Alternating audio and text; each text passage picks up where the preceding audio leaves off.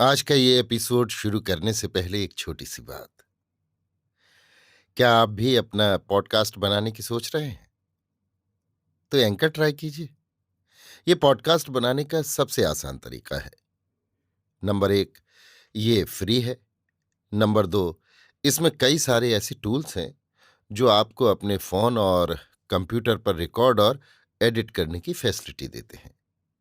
Number तीन, आप अपने पॉडकास्ट को डिस्ट्रीब्यूट भी कर सकते हैं, जिससे इसे स्पॉटिफाई और दूसरे प्लेटफॉर्म पर सुना जा सके। तो डाउनलोड कीजिए फ्री एंकर ऐप या विजिट कीजिए anchor.fm पर अपना पॉडकास्ट स्टार्ट करने के लिए। ये तो थी एक छोटी सी जानकारी, और अब शुरू करते हैं एपिसोड का सिलसिला। तो आज के एपिसोड में लीजिए सुनिए आचार्य चतुर्सेन शास्त्री के लिखे उपन्यास सोमनाथ के 92वें भाग महामंत्र को मेरी यानी समीर गोस्वामी की आवाज में।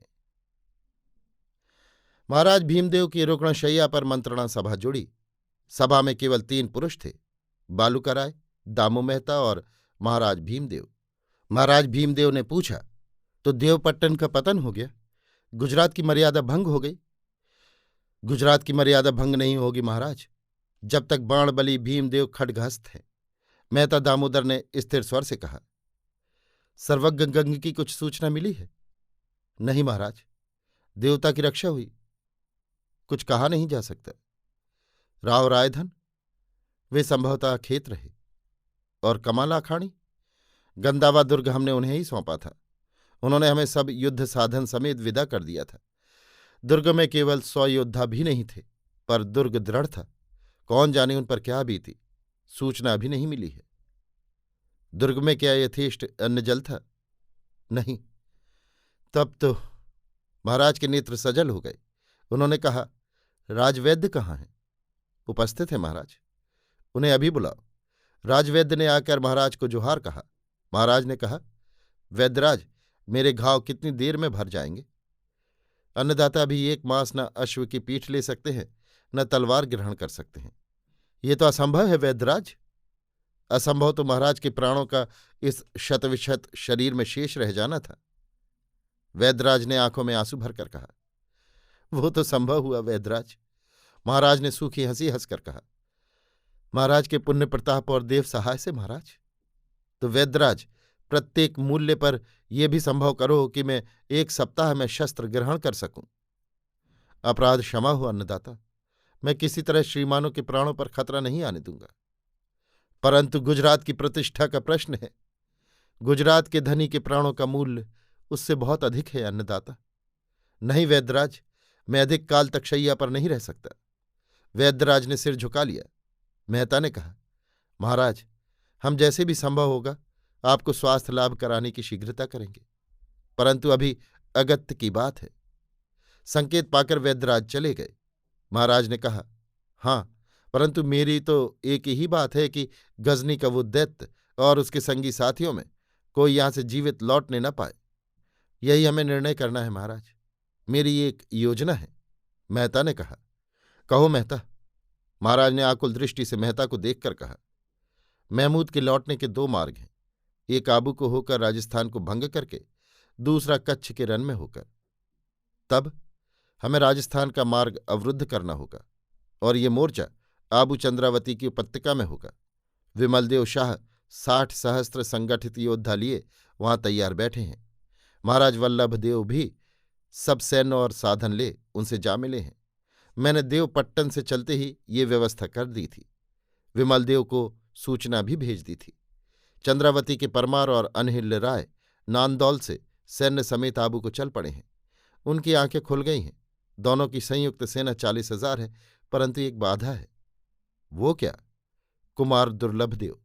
उन्होंने अमीर से गुप्त सैन्य संधि कर ली है और वे गुर्जराधीश बनने को तैयार बैठे हैं। उनके पास 50 सहस्त्र सज्जित सेना है। युद्ध में वो निश्चय ही अमीर का पक्ष लेंगे। क्या उनके सब सेनापति और योद्धा भी उन्हीं की भांति शत्रु के दास और देशद्रोही हैं? नहीं महाराज, वे सब हमारे साथ हैं। तो क्यों ना दुर्लभदेव को बंदी कर लिया जाए? वो तो ठीक ना होगा महाराज, मैंने एक बात सोची है। मेहता ने कहा, क्या? अमीर पाटन पहुंचकर उनका अभिषेक करेगा, ये मुझे ज्ञात है। हम ऐसा उपाय करेंगे कि पाटन जाते समय दुर्लभदेव के साथ अधिक सैन्य न हो। ये कुछ भी कठिन नहीं होगा, क्योंकि सेना नायकों से सब कुछ निर्णय किया जा चुका है। अमीर संभवतः जल्द से जल्द पाटन से पलायन करने की सोचेगा। उसका बल भंग हो गया है और उसके सैनिक भी अशांत हैं। हम उसे और भयभीत करेंगे। वो हमारी आबू की तैयारी से बेखबर भी न रहेगा। बेखबर हम रहने भी न देंगे। बस वो पाटन में अधिक न ठहरेगा। दुर्लभदेव को राज्य दे, लूट का माल ले, सीधा गजनी भागेगा। उस समय आरक्षित दुर्लभ को कैद कर लेना कुछ भी कठिन न होगा। किंतु अमीर, वो आबू की ओर बढ़कर आत्मघात न करेगा, और यदि करे तो महाराज की रकाब में वहां 1.5 लाख तलवारें उसका ऐसा स्वागत करेंगी जिसकी उसने कभी कल्पना भी न की होगी।